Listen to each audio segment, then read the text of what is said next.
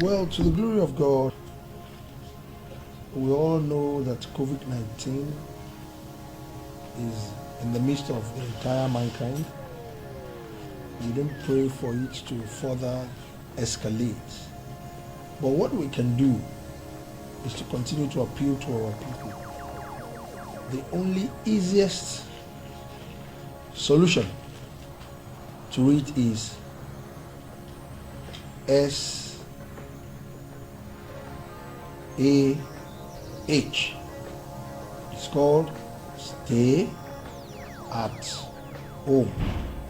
I'm Dr. Emily Porter. I'm a board-certified emergency physician in Austin, Texas. So I'm also happen to be the sister of Katie Porter, who's a representative in Congress, who about a week ago made national headlines for her whiteboard. Right now we're in the middle of this coronavirus outbreak, and everyone is really confused because they don't understand why are the bars closing? Why is everyone hoarding toilet paper? And what does social distancing mean? What does flatten the curve mean? I'm going to show you on my whiteboard why doctors, governors, and other people around the country are concerned about coronavirus and why every American should be, and really everyone around the world should be.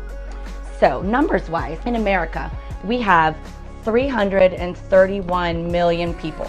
So the CDC is estimating that about 40 to 70% of them will get infected. So to make the numbers easy, I'm going to say that it's 150 million people. That's about 45%. So on the lower end of that 40 to 70%. So if 150 million people get infected, 80% of them are going to be just fine. So 20% of people will need hospitalization. Italy has a big problem right now, and they don't have enough hospital beds for people. Well, they have more hospital beds per capita in Italy than they have in America. So 80% fine, 20% need a hospitalization. 5 to 10% of the 150 million that get infected are going to need a ventilator, life support. What it does is it helps their lungs rest, it helps their heart rest, it gives their body time to heal, because we don't have a cure for this virus, we don't have an antiviral drug that works, and we don't have a vaccine. Let's say 5% of the people need ventilators. 5% of 150 million people is 7.5 million vents needed in America. So I start thinking, well, how many do we have in America? Like, I'm in Texas, it's a big state, we've got a lot of big hospital systems. We probably have more than enough to take care of everybody. So I looked it up, and in Texas we only have about 4,000.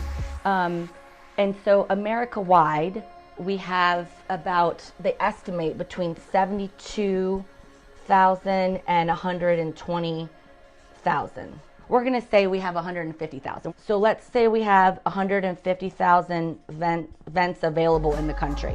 0.02% of people could get a ventilator if they needed one. 1 in 50 people who need a ventilator can get one. That means that 49 people out of 50 are going to die. That is scary. That should scare you. That scares me.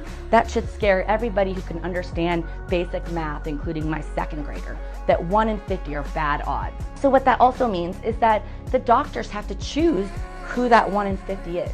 Can you imagine? Can you imagine if you had to say, oh, I'm sorry, you have had cancer before, so therefore you don't have a perfectly clean bill of health, so you're not worth saving. Can you imagine saying, oh, I'm sorry, you're 80 and I've got a 30-year-old that needs the ventilator? Making those choices, because that's what they're doing in Italy right now. Unless you want somebody to decide whether you're worth saving, or your dad, or your sister, or your baby, or your grandma is worth saving, you have to do your part to prevent us from having to make these decisions, because we're heading there, and we're heading there very, very quickly. So you've heard about flattening the curve. This is what that curve means. The number of cases of coronavirus, if we don't do anything besides just what we've been doing, if we follow other countries' leads, it's basically exponentially growing. It means it doubles to triples every 2 days or so, roughly. And this is the healthcare system capacity. That's a line. If we don't do anything without protective measures, we're going to end up here, above the ability to take care of everybody. What that means is that all these people, and probably more, die. they die because we don't have ventilators for them. And we have to start playing Russian roulette of who's gonna get saved. We're practicing social distancing. We're not going out of the house except to the grocery store to go for a walk. Those are the protective measures, as well as hand sanitizer, washing your hands, covering your cough, sneezing into your elbow. I get it, like it stinks. My spring break got canceled. My kids are devastated. I don't want to homeschool children. I work full time. I'm not saying it's ideal, but it's what has to be done. The experts are saying to prevent this from happening. There's a million reasons to be angry and unhappy and just think that this whole thing sucks, because it does. But what really sucks is losing 47 million people. So I'm washing my hands, I'm doing my part, and I'm also just listening to what I'm being told by the experts, and I really hope that you can too. This is about everybody coming together for the common good, that we want a future for our children. And it's 2 weeks, man. It's like 2 to 4 weeks. And I hope that if you care about anybody other than yourself, C'est